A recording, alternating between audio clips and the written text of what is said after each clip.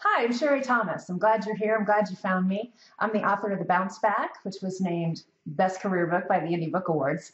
And today I am here to teach you 10 ways that you can find more job opportunities. 10 ways that you can find more job opportunities. So a little bit about me and my story is I started out my career in radio as a disc jockey. And in fact, I was one of the few women in the country to have my own morning show. And then I transitioned, I went into television. I then went into the retail industry, and I worked for a company that had 850 stores in 18 states. So we were regional, and I wrote and produced all the radio and TV commercials. And then I worked for American Express, and now I actually work for a company. I've been there for 14 years. I've been working for a Fortune 100 company. So I'm actually still driving my own career, and I'm learning a ton as I do it.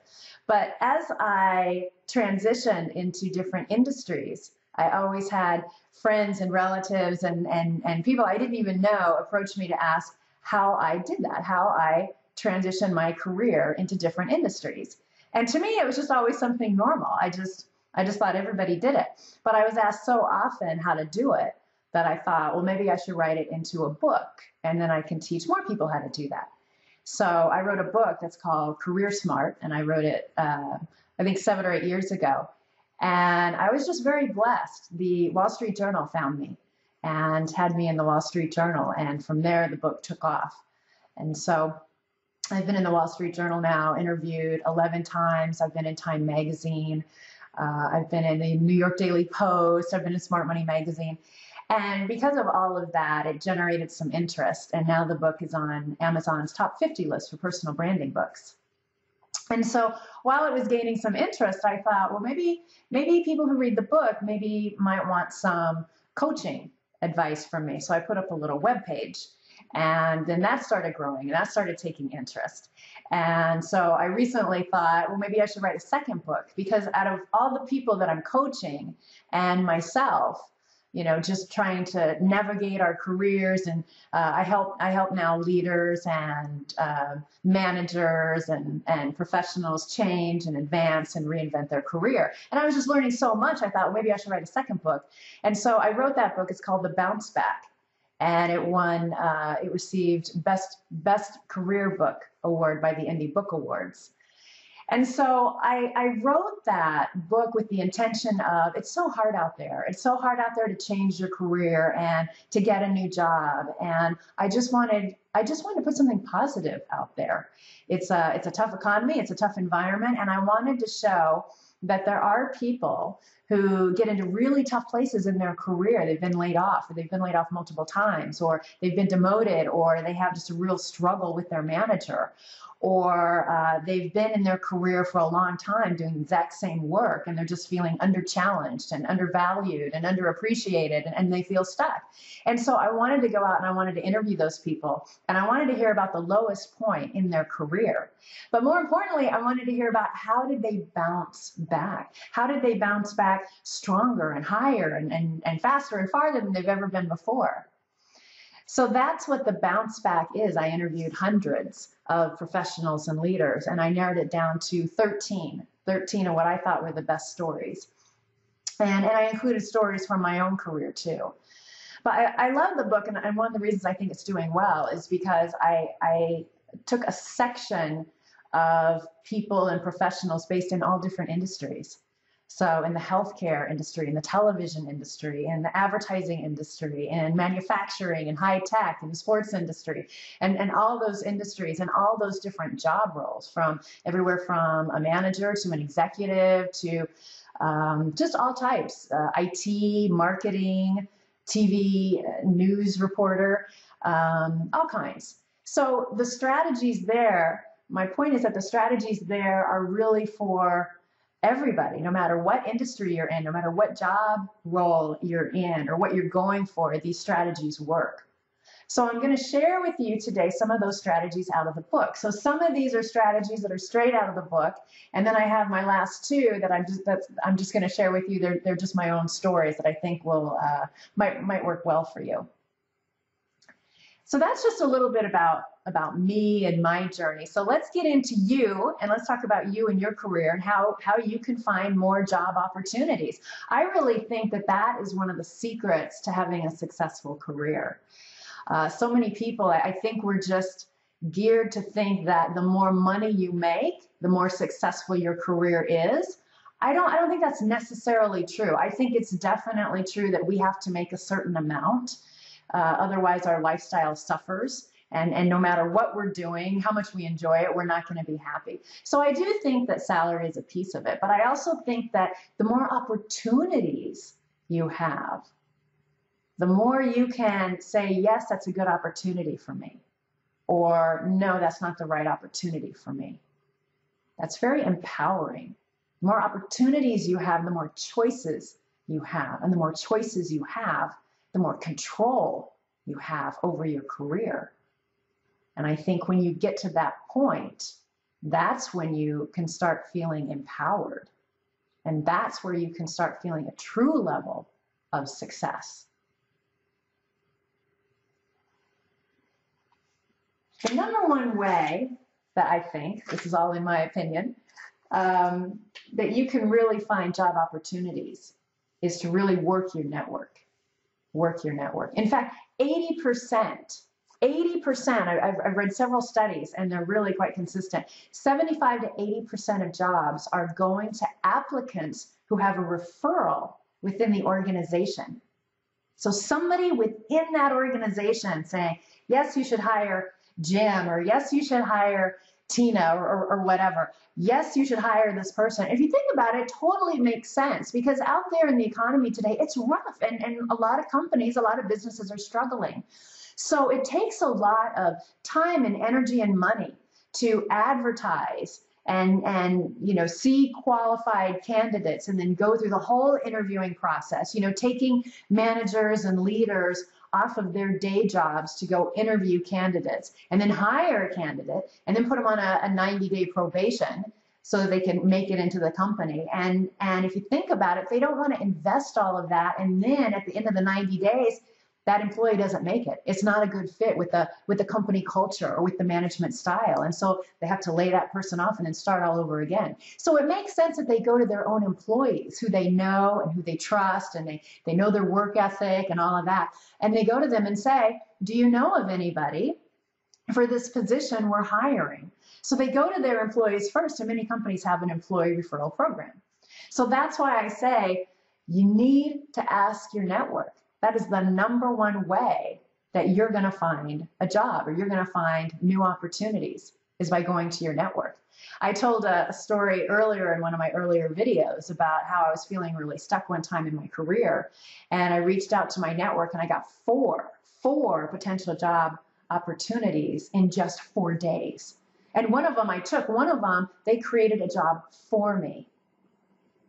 And I love one of the stories out of the Bounce Back, Cindy Hoyme. She had, I think it was 4 opportunities within 21 days. 4 job offers within 21 days after being laid off, because she went to her network. She went to her network. She said she set up 21 appointments in 21 days. I remember she said that she got to know every Starbucks in town. And she just reached out to them and she said, here's what I'm looking for. This many years in the industry, this many years in the job role, this is what I can do. These are my successes. Please let me know if you know of any companies that are hiring right now. And because of that, she had 4 opportunities. So the number one way to find more job opportunities is go work your network. Now, let's say you're in a job right now. When you're in a job right now, you need to be a little strategic. You don't want to go talk to everybody and say, hey, I'm looking for a new job, because your boss might find out. So one of the things that I do is I just say to my network, I'll send them, an email, or I'll call them on the phone. And I'll say, I was wondering if I can have a private conversation with you. And then if they say yes, then I say, everything's good at my job. I'm really happy, but I think I'm ready to take that next step in my career. And here's what I'm looking for. Please let me know if you know of any job opportunities. And then I'll say again, I'd like to keep this private, just between you and I. Nobody knows at my company that I'm looking. And so you really need to go network when you're in a job. and you want to keep that job, you really need to network with people that you trust and establish that trust before you get into, I'm looking for other opportunities.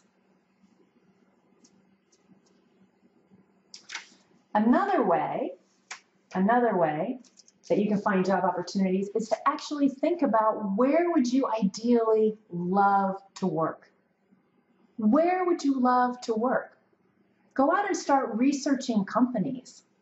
And the reason I want you to do that is because most companies advertise job openings on their own websites. So on their own websites for career or job opportunities or whatever the web page is, that's where they advertise first. And they also advertise on LinkedIn or Twitter or Facebook.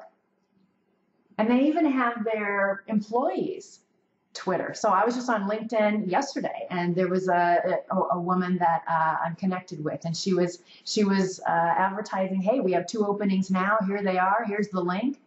So that's why it's a way to be proactive, to think about, who would you love to work for? What company do you want to be in? Targeting companies is a way to be proactive, I think. So what I do is I just make a list of top 10. I just always make a list of top 10 companies I want to work for. And then I go and connect with them. And I go look for people in my network who are connected to those companies. One thing you can do if you're not quite sure, think about where you live, and just think about the companies that you've seen, that you know about, that you've heard about, that are on the news, companies that are growing. Either they just opened up a new store in your city, or they just launched a new product, something like that. They're growing. That's who you want to connect to. If you're not quite sure, another resource that I like is the Business Journal. So the Business Journal, they're in most cities. It's called the Phoenix Business Journal where I am. And they have their list of top 100 companies. So top list of 100 companies in your city for everything. Architectural firms, media companies, small companies, large companies, mid-sized companies, manufacturing firms, everything. So you can just buy their book of lists. And then you can just look on, say, the top 10 in all of these different industries, and then pick out who your top 10 are, and then start following them. What I do is I bookmark their website for their career page or their job page. And then I just check my bookmarks, say, I mark my calendar, Friday mornings at 7 a.m., and I just check them once a week. So targeting companies, number 2 way to find job opportunities. Number 3 is partner with recruiters. I want you to partner with recruiters. And I put partnering on there because it's a true partnership. I think a mistake that a lot of people make is they'll call me on the phone and they'll say, can you help me? I want to reinvent my career. I want to advance my career, change my career in some way. And I'll say, okay, what have you been doing so far? And they say, well, I've connected with a couple of recruiters, but they're not doing anything for me. It's just not working. Recruiting is a partnership. So one of the things that you want to do is, I like to go to LinkedIn, and then I can go do a search on recruiters. And when you do a search on recruiters, you can search by industry, you can search by company, you can search by geography. So you can search in your city or your state, or if you want to move to another city, that's a great way to do it. But I just send an email.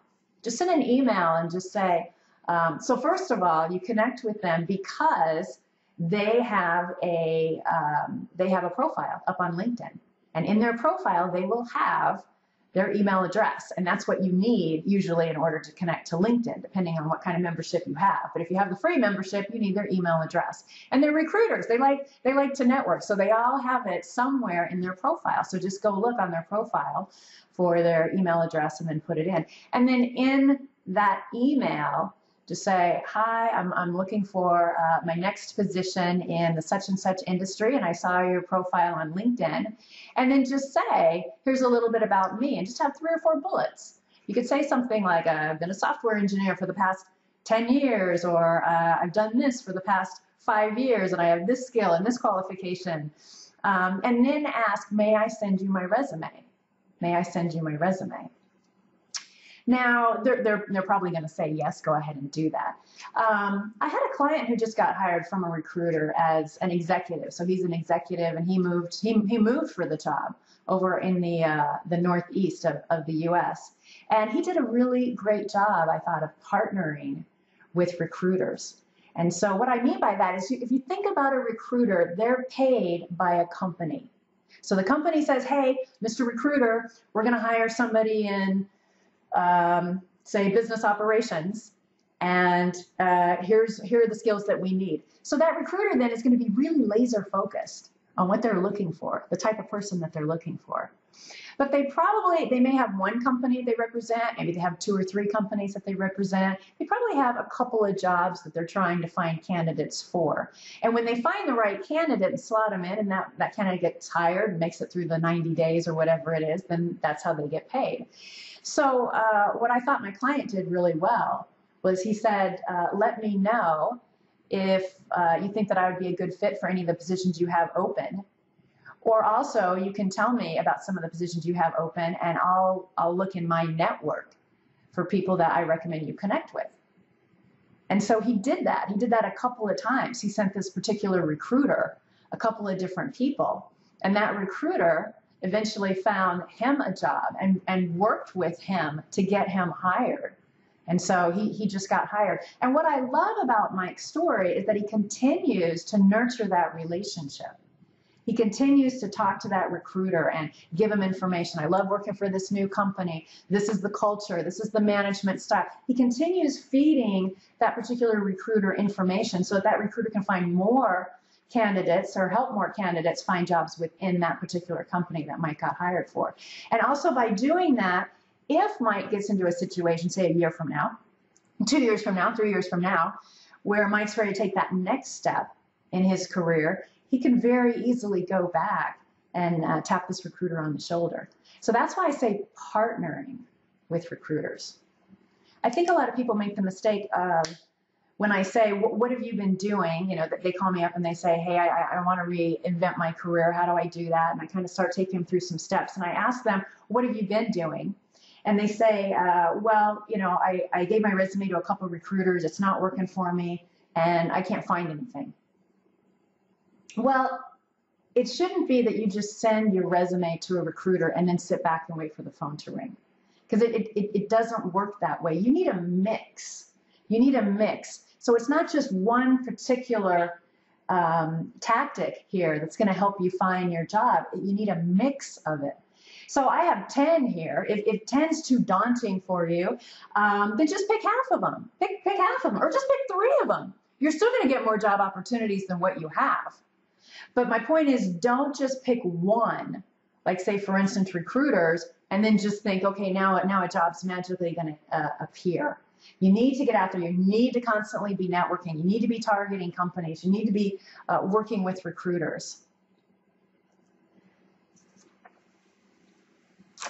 So a fourth way that's kind of a different way to find job opportunities are professional associations. So first of all, professional associations, they're in all industries. So if you're in marketing, it's the American Marketing Association. Or if you're in management, it's the American Management Association. Or project management, it's Project Management Institute. You know, real estate, finance, everything has an association. And it's a great place to go and network and find out about new jobs. I'll tell you a quick story.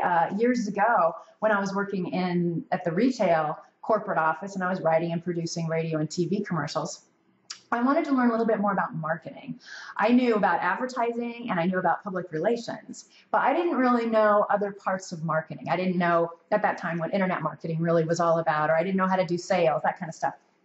So I really wanted to learn about marketing. And I kept asking everybody in my network, do you know of any marketing associations? And one person said, oh yeah, there's an American Marketing Association. And she introduced me to somebody who was on the board of the Phoenix chapter.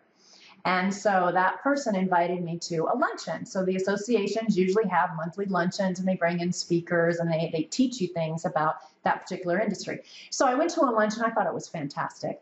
That board member then invited me to a board meeting. And I remember I hesitated because I thought, I don't want to go to a board meeting. You know, those people are really smart, And I don't really know what the point would be to go to a board meeting. And I don't know what my purpose would be. And but the board member, she was really nice, and she's like, "No, you should just go. They're really cool people. They're nice. I think you'd really enjoy them." And I remember kind of fighting it in my mind. And I just thought, well, and I looked at my calendar, and it just happened to be on a night that I could attend. And so I said, well, okay, I'll go. So I went, and from that board meeting, they invited me to go to the next month's board meeting. So I went to that month's board meeting, and there they said that they just happened to be looking for a VP on their board for public relations, which is something I knew about really well. So I volunteered to do that. I remember I didn't even think I was good enough to be a VP on the Phoenix chapter American Marketing Association. So what I said was, well, I'll be happy to fill in until you find a real person, a real PR pro who can do this. So I did it for a couple of months, and I'm kind of geeky. So I actually kept track of, the number of press releases I sent out, and the number of media I sent out to, and then the percentage increase of the next luncheon that I got. And so I'd come in with my charts and graphs and stuff. I'm sure they thought I was a geek. But because I did that a couple of times, within 6 months, the president then approached me and he said, "Hey, are you interested in being president of this chapter?" And again, I thought, oh my gosh, no. I told him no, because I was so insecure, I guess. I just thought, who am I? Who am I to do that? You guys are the real marketing professionals. And he came back to me again. He said, "No, really, you don't have to campaign." He goes, "I'll just endorse you."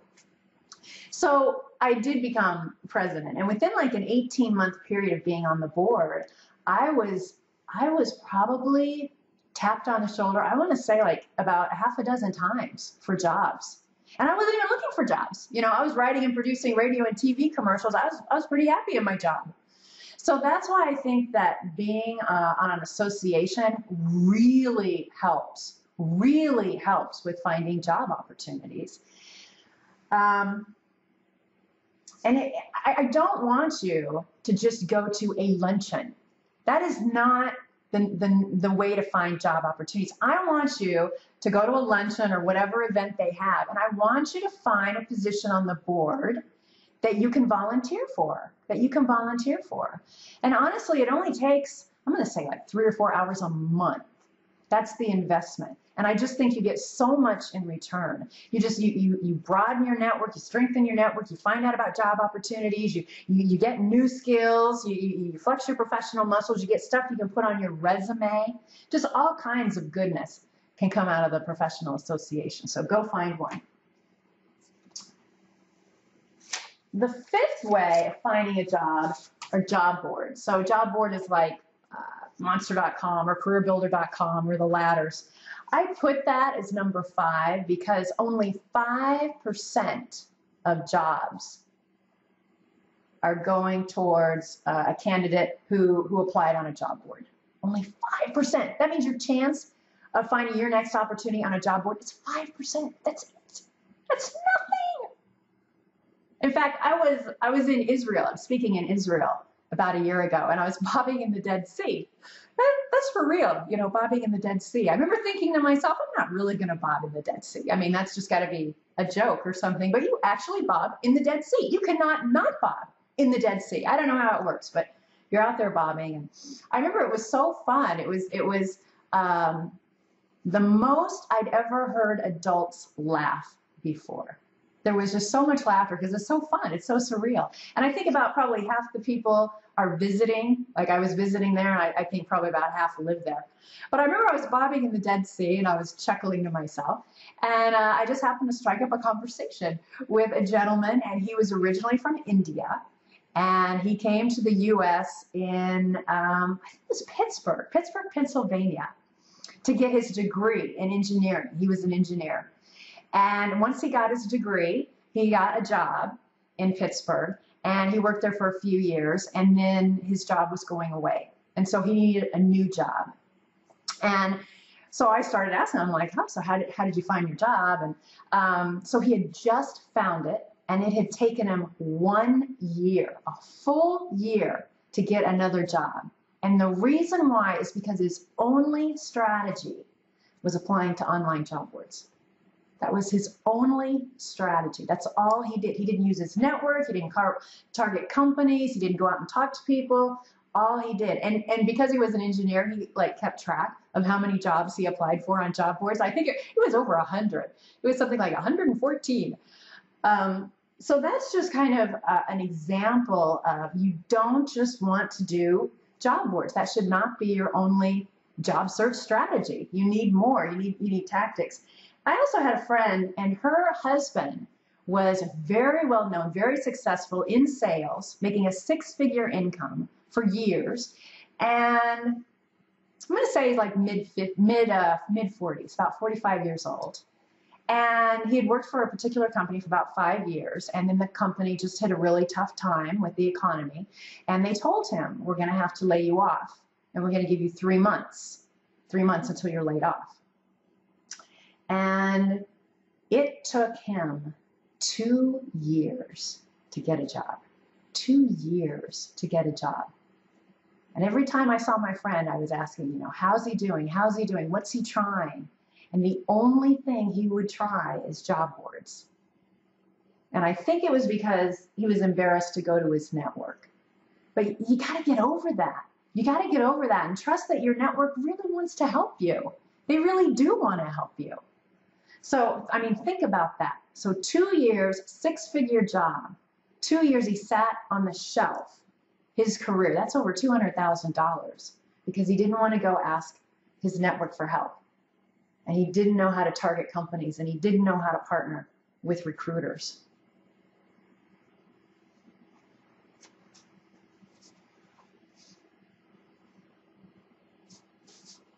All right, let's move on to number 6. Sixth way is freelancing. So I've done this myself. I did this myself when a time or two when I've been in between jobs. So I went back to companies that I had worked for, and I said, hey, just to let you know, I'm going to be a freelancer for the next 6 months. I don't know why I said 6 months. I just thought that maybe putting a timeline on it may create some urgency and may get them to call me faster. I don't know. But this was a great way. I did this for press releases. I did this for copywriting. I did this for writing and producing radio and TV commercials, a freelancer. So think about doing this. This could be a real option for you. And some websites for you that I like. If this is an option for you to do some freelance work, then some websites that I have are freelance.com. I like freelance.com. Another one is called elance.com, E-L-A-N-C-E, elance.com. And then the third one is odesk.com, odesk.com. And if you're thinking about this, but maybe not quite sure about this, I recommend it. I think it's just an option. You could just try it. You could just try it. You could just call up a couple people that you've worked with in the past, maybe managers or customers or suppliers or different peers that you worked with, and just say it. See what happens. It can lead to new things. So another thing you could do is try consulting. So usually consulting is a little bit more strategic. It's a little bit more management oriented. And I do this. So I have a full-time job for a Fortune 100 company. And so I do contracts. I do consulting on the side for leadership development.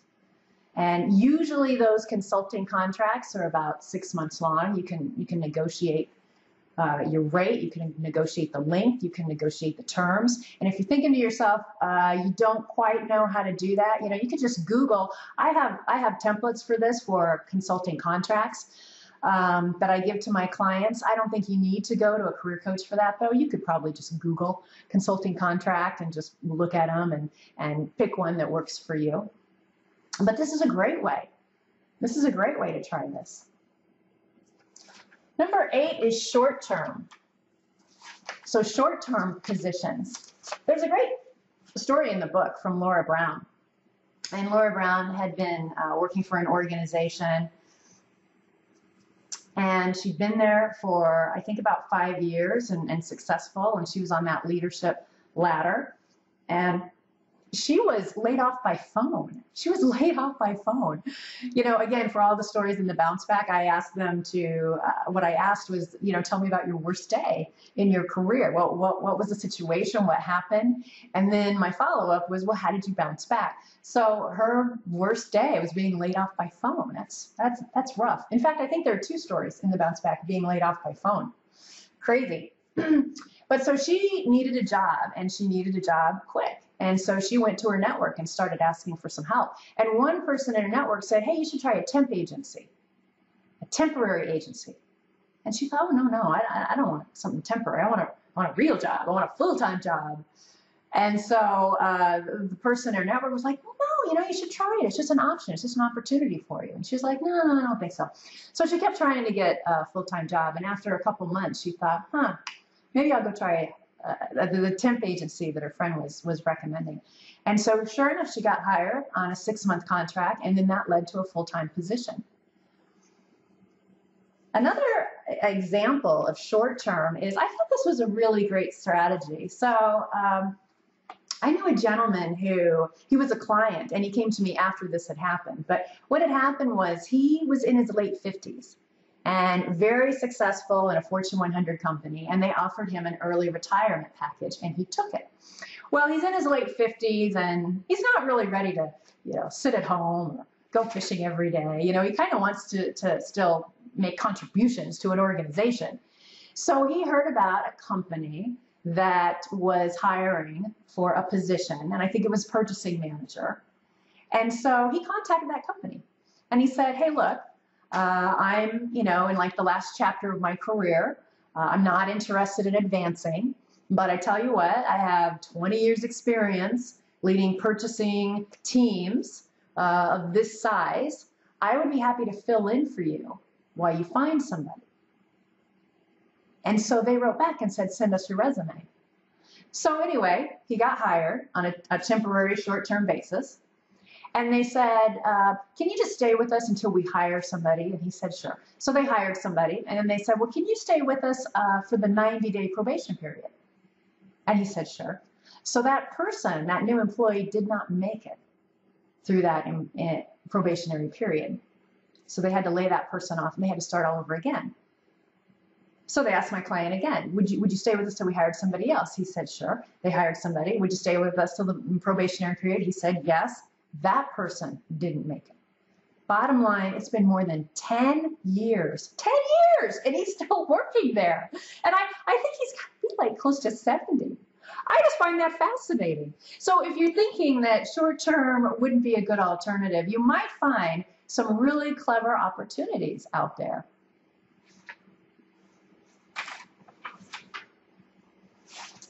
Okay, I have a story that I want to share with you. And that is, you know those opportunities that come your way, and maybe you think, I can't apply for that because I don't have all the skills.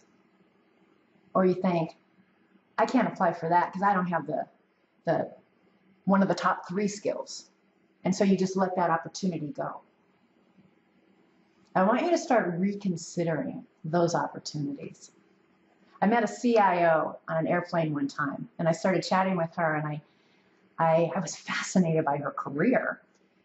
And I said, why do you think you've advanced, you know, throughout the company instead of the other people who started out, you know, she started out just as a regular employee, and then she grew and grew and grew. And so she had some fascinating strategies, but one of her strategies was she does not take a job within the company unless there's 50% of the job that she doesn't know yet. 50% of the job that she doesn't know.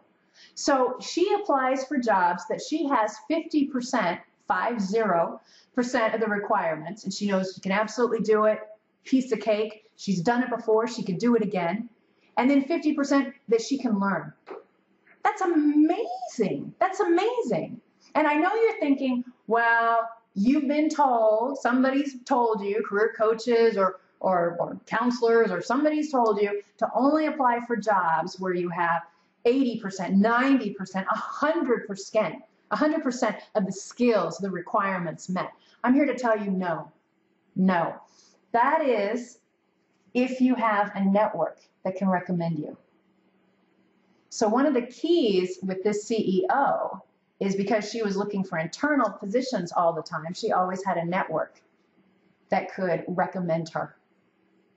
So network trumps requirements. This happened a couple of times to me in my own career. When I was trying to get into television, at the time I'd been in radio, and I wanted to get into television. And I saw an opening, there was a job opening for a particular position that I really wanted at the NBC affiliate, and I really wanted that. And I thought, I wonder if I know the person who has this job. And I called her up, Michelle, and I said, Michelle, is this your job? And she said, yeah, she had to leave and leave the area and move to another state for personal reasons. And so this was her job. And I said, I would love to have this job. I remember being on the phone with her. And she laughed and she said, well, you know, you might be pretty good, Sherri. She goes, but you're missing the number one requirement. You don't have any television experience. And so I said, that's true, but I do have 6 months internship, which I don't know if that really counts as experience, but it was 6 months. And I said, and I do have 4 years of radio experience. And she said, yeah, but you also need to have a tape. And at that time, you would put all of your work of producing TV commercials and all of your production on a tape, and then you would send it to them. And so that was one of the requirements. You had to send in your TV tape in order to get an interview with a TV station. I didn't have a TV tape. And so I just had to tell her, I know, but I know I can do this job, Michelle. Let me just let me give you my resume. And if you can just put it on the hiring manager's desk, I really appreciate it. I know I can get it. So she said, okay, she would do that. And she gave me a recommendation. And there were 100 people who applied. And there were 4 of us who made it to, I think, the 2nd or 3rd interview. And I got the job. I got the job. There was another time when I missed the top 2 requirements. The top 2 requirements. So it was inside the company where I am now, the Fortune 100 company. And I was working in IT, and I was an IT global technical project manager. So I was running SAP projects. And because I had some success with the book, my first book, Career Smart, I had a woman tap me on the shoulder and say, hey, Sherri, there's a position over here that's more career oriented, and it's training our managers in the company. And I thought, wow, that's pretty cool. But that's okay. I remember telling her that's okay. I'm over here doing IT stuff, and I have a great manager that I like, and my customers like me, and everything's going really good. She said, no, you have to apply. Not only do you have to apply, but she was going to write to the hiring manager, telling the hiring manager that they have to hire me. So I remember thinking, wow, I should pay attention to this. So I said, okay, I really appreciate it. She said that she would send me the application or the job description online. I said, okay. So she sent that to me, and I looked at it, and the top 2 requirements I missed. And one of them was, if you're going to train managers, they wanted you to have been a manager within the company itself. Makes sense to me. I had not been, at that time, a manager in that company. I'd been a manager in other companies, but not in that particular company. So I called her up and I said, wow, I really appreciate you recommending me. I appreciate you letting me know about this, but I can't apply to this because I have not been a manager in this company. She goes, don't worry about it. Just don't worry about it. She goes, she said that she even told her manager about me, and that her manager was going to write to the hiring manager, telling that hiring manager to hire me. I applied, I was interviewed, I got the job.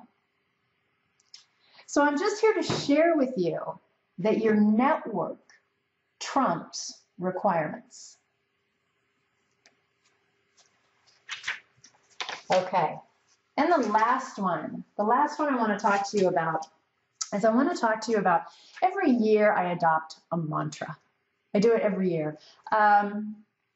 Sometimes it's on career, sometimes on personal, a mantra of, more love or forgiveness or learning how to negotiate. I was always really terrible at negotiating, and I finally thought one year, I'm going to figure out how to do this. So in that year, I read a couple books and started practicing negotiating, and now I love it. I really like negotiating. But anyway, a couple years ago, my mantra was follow the positive energy. And I don't know, I must have heard that, that phrase somewhere or something, but it really stuck with me, follow the positive energy. And it really led me into some really cool career opportunities. So one of them was I was working doing marketing. I was a global marketing manager at a Fortune 100 company where I am. And life was good. Life was good. I had 2 teams I was leading, 2 key customers. Everything was good. My manager was great. Life was good. And then that's when I found out that the universe has a snarky side, because it just all blew up one day. And I remember my manager calling me and he said, Sherri, I just want to let you know, all 18 people on the 2 teams that I'd been leading had been laid off. And I couldn't believe it. I couldn't believe it.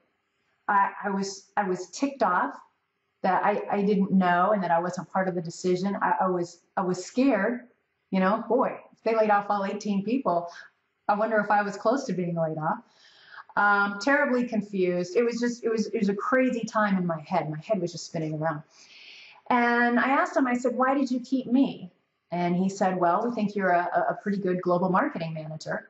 We want you to reinvent yourself and be a global technical project manager. That's like me saying to you, hey, you make a really yummy chocolate cake. How about if you go outside and build me a car? What? I do marketing. I don't know technical stuff. So I was terrified. Fortunately it was over the phone. And so I just was shaking my head, just involuntarily, like, there's no way, there's no way. Anyway, what I did was I actually told my manager, I said, I really need a couple of days to think about this. And he was great. He said, I know. Okay, that's fine. Take a couple of days. So I don't think I ever told him this, but I went to 3 different marketing departments in that Fortune 100 company. And I basically said, can you please hire me? And they all 3 said, look, this is not a good time to be in marketing. All the departments are streamlining. And they said, look, if you have a manager that supports you and likes you and you feel good, you should be happy about that. And so I remember thinking, man, I got to go back and be happy about being a technical project manager. So to me, that just seemed like the worst reinvention for me, because again, I have a degree in broadcasting. I don't have a degree in engineering. I don't have a degree in business.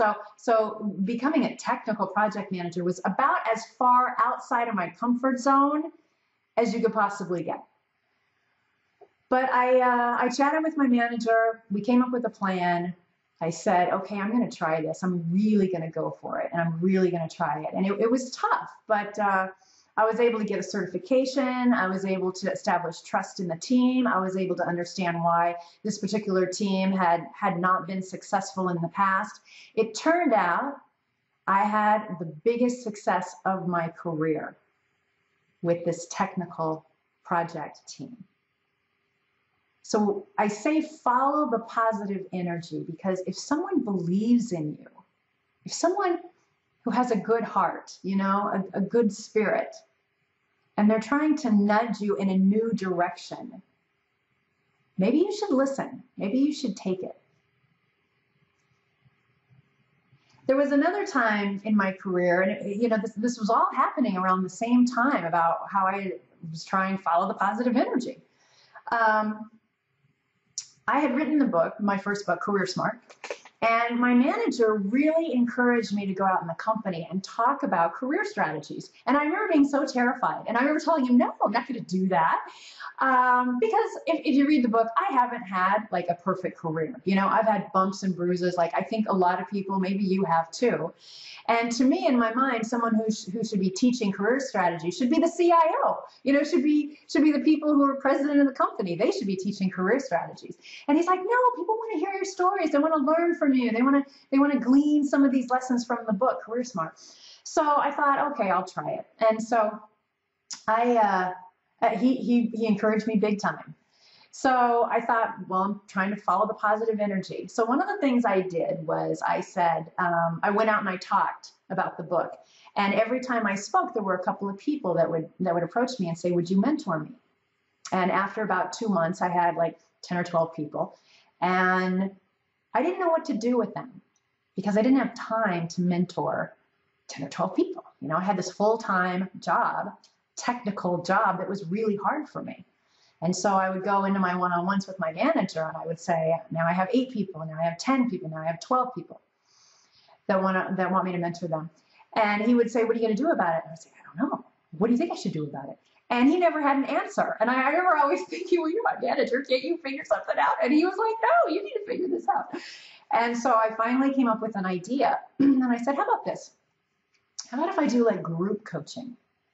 And so I'll send out an email to these 12 people and I'll just set aside, say, every Thursday from 9 to 10 a.m. and they can come on the phone. And for the first half an hour, I'll take a strategy out of the book and talk about it. And the next half hour, I'll just open up to Q&A. And he goes, that's great, do it, you should do it. Well, I was still terrified. So it took me about a month of really talking to him. And he's like, yes, do it, do it, do it. So I finally did it. I sent out this little email and I said, hey, you know, thanks for your interest in more career strategies. Every other Thursday, I'm going to set up this, this chat. So I called it a career chat. And what I did was I said at the very end of the email, I said, feel free to invite anyone else who you think might want to attend. I started out with like 10 or 12. In about 6 months, I had 250. I had 250. Now, there's a very nice woman that kept writing to me. And her name was Carolyn. And she was in Singapore. And she's like, Sherri, this is great information. I really like your talks. She goes, but the problem is I have to stay up until 11 p.m. at night. And she goes, I know that employees out here would love to hear this. You need to offer this at a different time. So I would write back saying, thanks for your enthusiasm, but I'm just doing this to be nice. You know, it doesn't count towards my job as being a technical project manager. I'm just trying to be nice. Well, every single time I hung up from a career chat, I mean, within 10 minutes, she would write to me. It was like she didn't even read my response. You know, she just kept writing to me. And finally, after a while, I started thinking, what's my problem with this? I mean, really, what is my problem? How come I don't want to give us a second career chat at a different time so that Asia, you know, employees in Asia can hear me? And I thought, well, part of my problem is that I don't really like the logistics. I don't really like the logistics of setting up bridge and phone lines and emailing people. And I don't have a network out there. So I said, if you can do this, that would be great. And the other thing that, that was stopping me was I thought, well, I don't have time. I don't have time.